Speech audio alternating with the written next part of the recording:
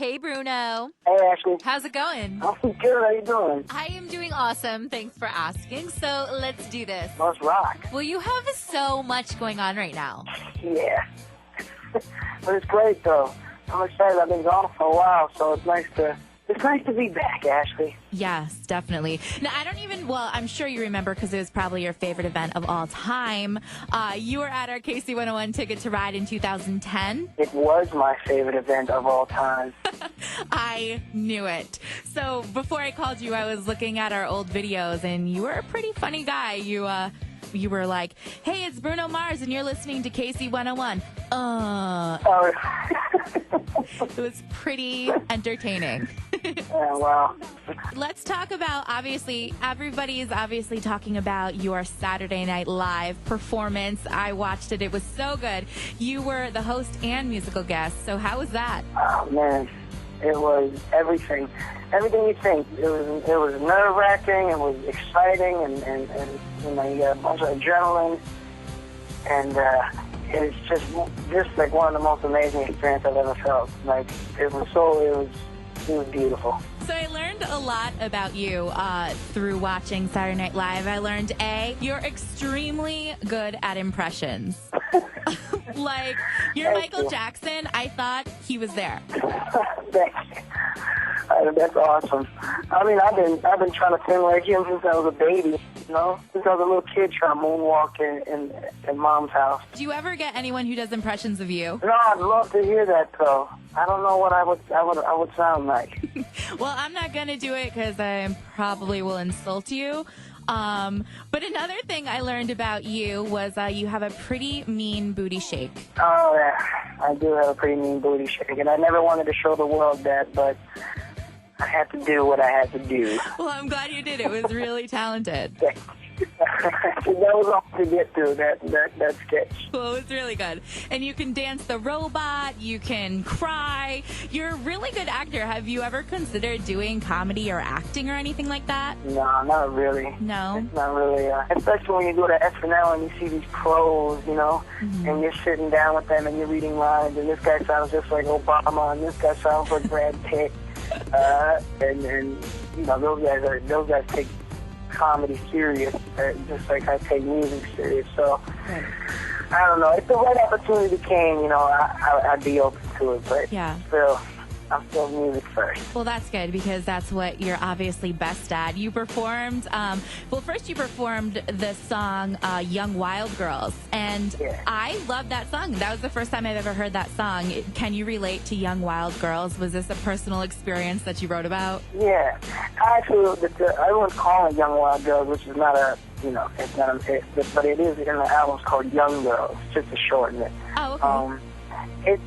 It's just kind of yeah, it's just always been, you know, like it's real easy to get lost in you know, being young and going out, and you can lose yourself by doing that every night, and you know, that's what that song's about, is just, you know, kind of catching yourself and realizing that you keep making the same mistakes over and over and over again, and you're not learning from it. And by chasing these wild women, basically. And that's what that song was talking about. Listen, I could totally relate, because there are definitely some wild guys, too, we have to admit. Yeah, exactly. And I hope girls get to, you know, you could definitely, you know, I hope girls can understand that they can flip it and they can be related to the same thing. Same thing that goes to girls that go out every night and, you know, looking for love in all the wrong places. Absolutely. I'm sure everyone can relate to that at least once in their life. Yeah. And then, of course, the most amazing song, Locked Out of Heaven, you performed. It's just such an amazing song. What are your inspirations for that song? Well, kind of about the best sex ever.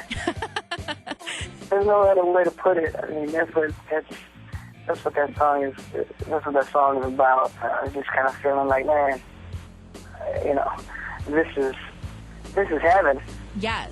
Well, is there a girl that is responsible for this best sex ever? I don't want to talk about that. I want to go into detail. It's so weird. I should have thought about that before I wrote the song, huh? That questions like that were going to come up. That's okay. We could bypass it. It's so much easier to sing about it than actually talk about it. Oh, absolutely. And I heard a lot of people were comparing the song to the feel of Police. And obviously, you both have completely different sounds, but you kind of get that same feel a little bit, and I love that because it's like that older music coming back.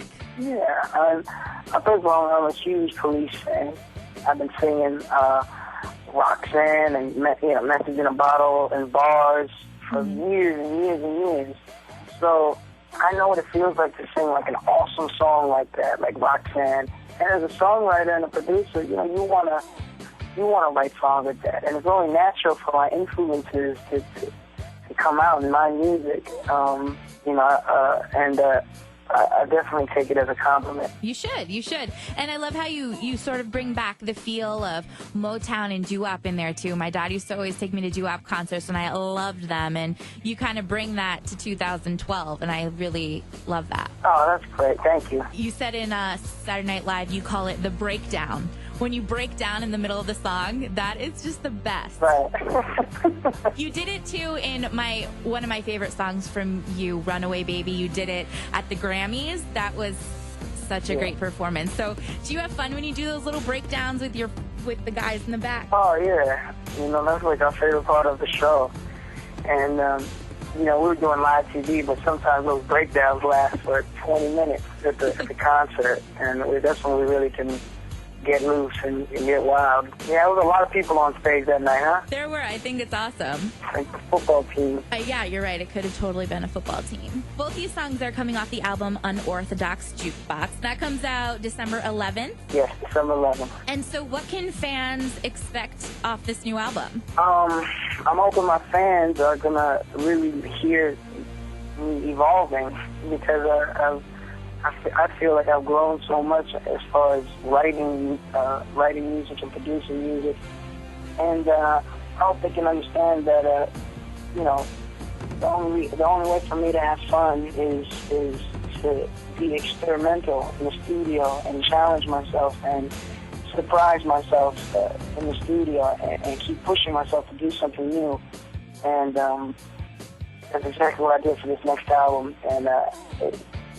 I'm experimenting with a lot of different sounds. I'm hoping that the glue is my voice, and you're gonna enjoy it. I'm definitely gonna enjoy it. I am looking so forward to this. I'm a huge fan of yours. Thank you so much. You're welcome. And I know that other than this album coming out, you have so much going on as well. You were just on the cover of Billboard magazine. You're gonna be, one of your songs is gonna be at the Victoria's Secret fashion show. Yeah, I'm gonna be performing in the Victoria's Secret show. It's going to be fun. That will definitely be fun for you. And you should bring your football team of guys, because they're going to love it too. Yeah, I'm pretty sure they will. Awesome. Well, listen, thank you so much for calling. And I know we all look forward to seeing more of you and hearing more of you, and cannot wait till your album comes out. I can't wait either. Thanks for having me.